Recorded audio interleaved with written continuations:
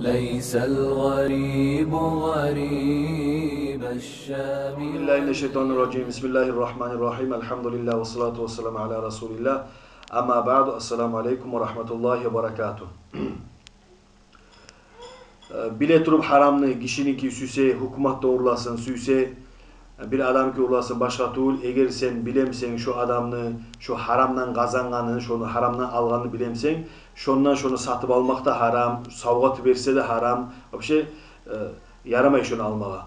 Bir yine bir yol var, eğer bir adamın bir işi varsa bir başka yakta, ama bir yakta bir haram işi de var mesela, harak satta mesela, ya da mesela bir sigaret satta olsun mesela, şu adam meclitke veremse, hatta ya mesela bizden satamsa, şunu biz şariatta xotkama görsetmeyi, şunu yaxşılıkka yorap, bu halal yaktan kazangan zattır bu deb, şunu ihtiyar var. Ama eğer öz bilemse, ola şondan aldı şunu, hukumattan şunu alıp da urlap da şunu, imde şozan sen sataganda bilemsen, toşnuykudu göremsen, şunu almağa da haram, şunu satmağa da haram. Başka tuğul, şu özü satan adamga da başka tuğul, şu bilegen adam şu özünde almağa da bilimik başka tuğul, bilimik haram şola varsa.